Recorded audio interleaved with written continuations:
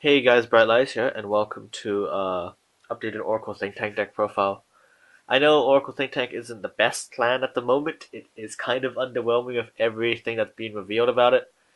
As of Fighters Collection 2017, pretty lackluster support so far. We haven't got the GR yet, but well, at least at the time of me recording this, we haven't got GR. But I still think that it's a fun deck to an extent to take at locals levels, but yeah, Trinity Dragon didn't really help my build too much, but I felt that I had enough of a change that I should make an update to the deck.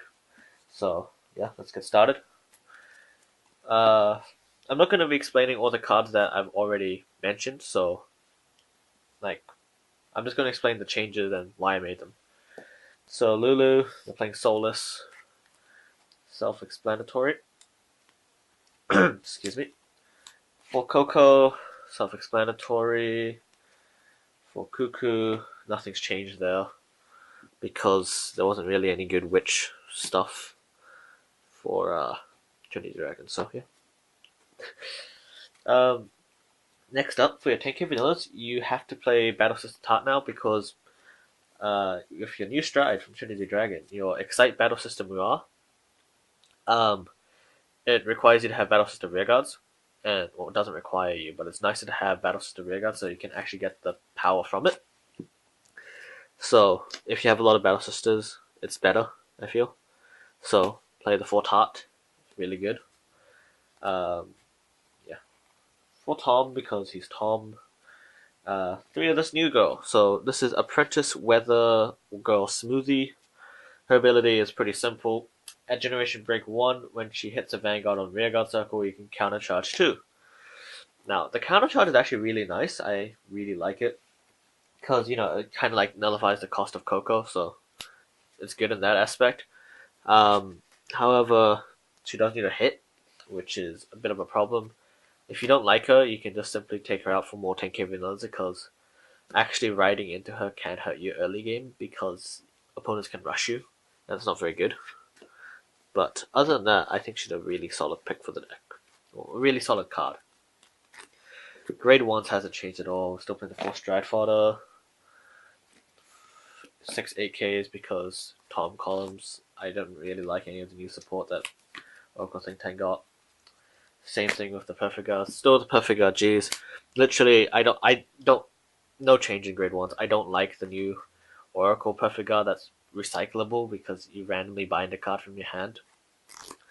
Uh, I don't. I think that was the effect of it. I just prefer Unflippers because this deck can still counterblast a lot, regardless of your grade 2 lineup that can countercharge. So, sticking with the 4 Perfect Guard Gs. For triggers, it's still 12 crit, but there's a little bit of explanation. So 4 Psychic Bird because he's Psychic Bird. 4 Susana crit for when you actually go to your Susana Strides. Strides is the key part. And next up we have 4 Battle System Muffin. Someone actually told me about this card, so that was pretty cool of them. You don't need a Battle Sister Vanguard to actually return it to deck. You just need a Battle Sister Vanguard to get the power and the countercharge ability.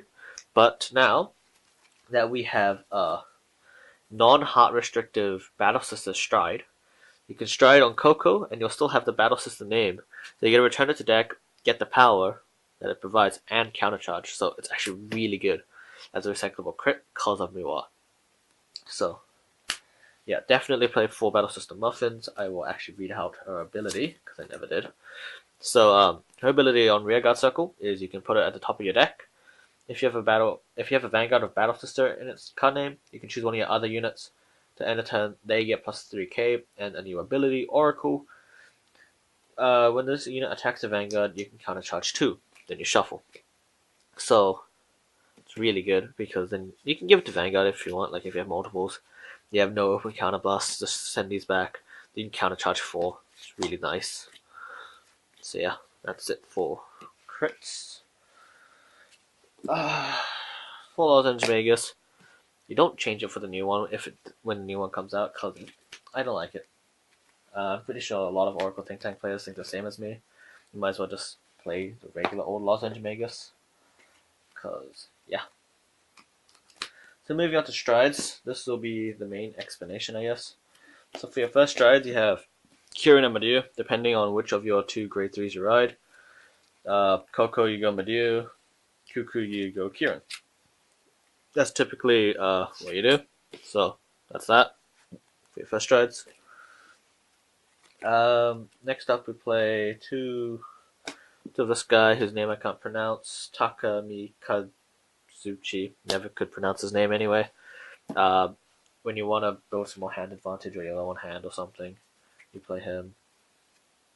Play two Wakadahime for your thing, for your mid game plays, because stacking triggers is always nice and you can always cheese a heal because you can just draw a card, put the heal back on top, and just heal the damage. So, yeah, she's really good in that aspect. I still feel you should be able to draw to as many as face up you have, and then put as many back as you want, because that's what all like most of the other GRs for the winter did. Was it winter? I don't know, but that's what I felt it should have done. But Oracle Think Tank, what great support they get. Next up, to Kamu Susano, because fixing bad columns is good, and yeah, that's about it. Fixing bad columns, a little bit of on-hit pressure for mid-game, and that's about it.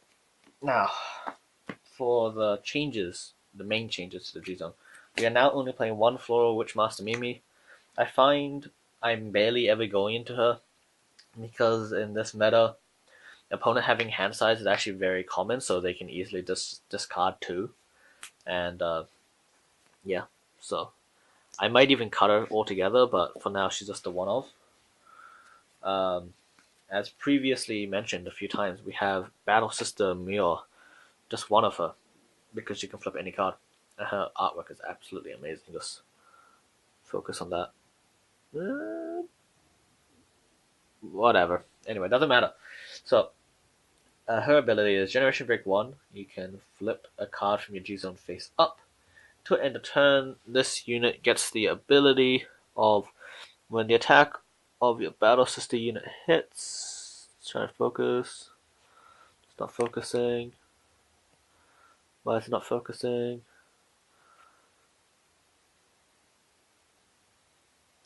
Just whatever. When an attack of your Battle Sister and this card name hits, you can draw a card. Counterblast 1. Oracle 3. Oracle at Generation Break 3. All the units in your front row of Battle Sister in the name get plus 1k for every card in your hand, including yourself. So you could choose someone. You have 2 cards in hand, swing, say 26, and they say, oh, no god. And then, make it like 1 pass or like 2 pass at like 36k shield. Then you get your 5 cards, she gets plus 5k. And then any triggers you can also put on her, so she can also hit 36. So, yeah, that's pretty interesting. And so, like I said, all Battle Sister rearguards, so your tarts can also get power from every card in your hand. So, she's really good. Yeah, she's just a really good card, and I would probably take out Mimi for her altogether. Next up, we have one of the god himself, Kamu Susano. Dimax does everything this guy does, but better, basically. Because you don't... it's so lackluster, this card. But you still gotta play him, because that's all you have. So his ability, at Generation Break 2, is Oracle. This unit gets plus 5k and a crit. Dimax gets plus 10k and a crit. When this unit is placed on Vanguard at Generation Break 2, if you can counterblast 2. If the number of cards in your hand is 4 or less, you can pay the cost. If you do, draw until your hand has 5 cards.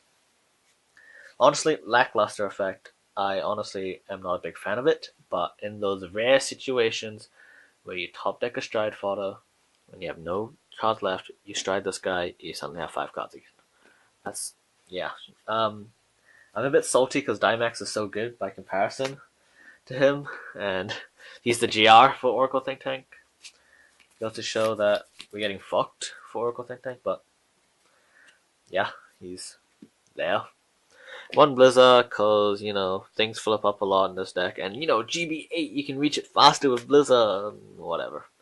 Blizzard's cool. So that's the changes in the G zone, really. Now, for G guards, typically you'd want these 2 Ichiboshis to be Amaterasu, But Amaterasu, last time I checked, was about $15 each, and I'm like, for her, it's not worth it. She's like the same price as a Kama Susanoo, I think, or more. And I'm like, that's nuts because it's only an extra 5k shield and the soul charge, which isn't too necessary for Souless deck. And sure, you gotta look at the top card and choose the order, but that's still lackluster compared to other G guards. And so, Ichiboshi works fine. One Dismal to protect Toms, one Screw You for Screw You plays.